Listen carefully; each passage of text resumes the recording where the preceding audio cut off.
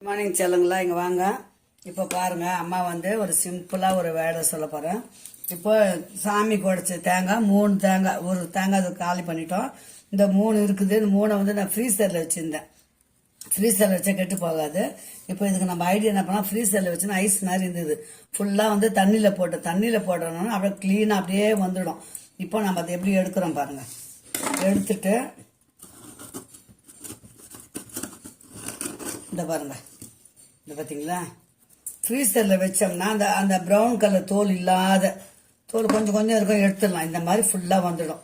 இந்த மாதிரி ஃபுல்லாக நம்ம எடுத்து வச்சுக்கணும். நல்லா காற்று அரட்டணும். கொட்டாங்குச்சி எடுத்து வச்சிடலாம். இது போகலாம். இது பாருங்க, அப்படியே நோண்டின வருது பாருங்க. இது பார்த்தீங்களா, இதை ஒரு முறை அலசிட்டு நல்லா திருவிடணும். திருவிட்டு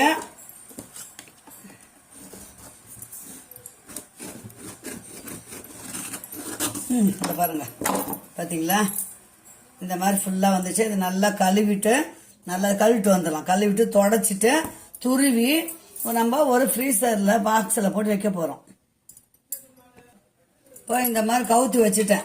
தண்ணியெல்லாம் வடிவிட்டோம். ஒரு 5 நிமிஷம் பொறுத்து இந்த தேங்காய் என்ன பண்ணோன்னா, ஒன்று உங்களால் முடிஞ்சால் துருவிட்டு ஒரு டப்பாவில் போட்டு ஃப்ரீசரில் வச்சுருங்க. தேவைப்படும் போது நம்ம எடுத்துக்கலாம். இல்லையா, இது அப்படியே பொடியாக கட் பண்ணி மிக்சியில் போட்டு அப்படியே ஒரு பவுடர் மாதிரி பண்ணி ஃப்ரீசரில் வச்சிட்டோம்னா, ஃப்ரீசரில் தேவைப்படும் போது எடுத்து நம்ம சமையலுக்கு யூஸ் பண்ணிக்கலாம். அம்மா இந்த ஐடியாவை உங்களுக்கு சொல்கிறேன். சிம்பிளான ஐடியா, சூப்பரான ஐடியா. இந்த மாதிரி செய்யுங்க. இப்போ அம்மா செஞ்சு ஃப்ரீசரில் வைக்க போகிறேன். ஆனால் துணி வச்சு துடைச்சிடலாம். ஈரம் இருக்கும் இல்லைங்களா, கழுவுனா அந்த ஈரம் இருக்கும். அதனால் துணியை வச்சு துடைச்சிட்டோம்னா அவ்வளோதான். கொஞ்ச நேரம் காத்தாட்டோம். காத்தாடணும்னா ஒரே பவுடர் தான், மிக்சியில் போட்டோமா டக்குன்னு வேலை முடிஞ்சிடும்.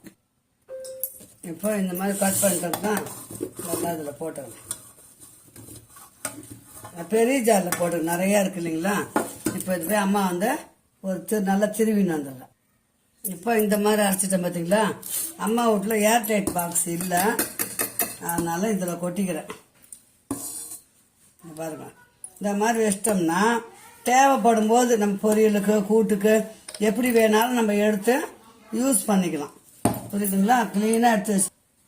இப்போ இந்த மாதிரி போட்டு ஏர்டைட் பாக்ஸ் இல்லை அம்மா கிட்ட, இந்த மாதிரி போட்டு மூடி ஃப்ரீசரில் தான் வைக்கணும். கீழெல்லாம் வைக்காதீங்க. தேங்காய் ஒரு மாதிரி ஃப்ரீசரில் வச்சோம்னா எத்தனை நாளைக்கு வேணால் எடுத்து நம்ம யூஸ் பண்ணிக்கலாம். ஓகே செல்லுங்களா, இந்த சிம்பிளான ஐடியா தான் இந்த வீடியோ வித்தோட முடிச்சலாம். மீண்டும் ஒரு நல்ல வீடியோ சந்திக்கலாம். பாய் செல்லுங்களா, பாய்.